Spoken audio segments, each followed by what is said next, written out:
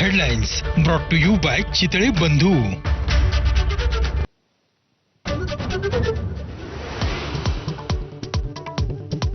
राष्ट्रीय स्वयंसेवक संघाच्या दिल्लीत होणाऱ्या शताब्दी समारंभात पंतप्रधान मोदी सहभागी होणार।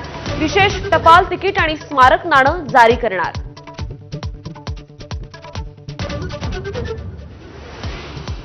मुख्यमंत्री फडणवीसांनी समज देऊनही गोपीचंद पडळकरांची बेताल बडबड सुरूच। जयंत पाटलांच्या कितव्या बायकोचं मंगळसूत्र चोरलं ते सांगावं।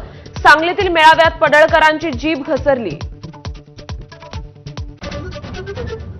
2024च्या विधानसभा प्रचारादरम्यान अनिल देशमुखांवरील हल्ला खोटा। पोलीस आणि फॉरेन्सिक तपासात माहिती समोर, तर नागपूर पोलिसांकडून न्यायालयात बी फायनल रिपोर्ट सादर।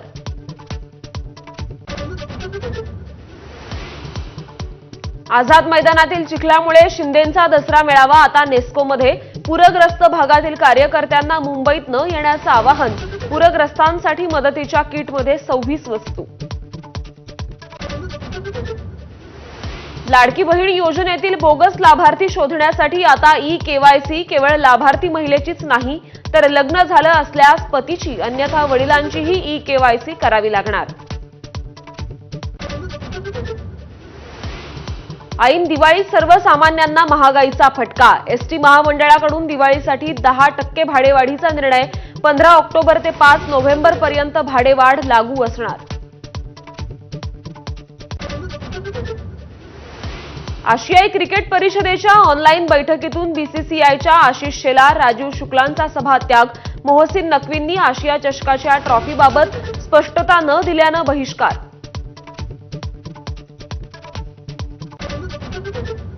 देवीच्या मिरवणुकीवरून हिंगोलीतील वेलतुरा गावात 2 गटात तुफान राडा। लाठ्या, काठ्या आणि दगडफेक करत हाणामारी। वादाचं कारण अद्याप अस्पष्ट।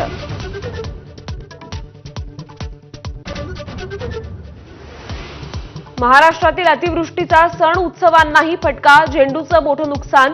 दसऱ्याच्या तोंडावर झेंडूच्या फुलांची आवक घटली। भाव गगनाला भिडले।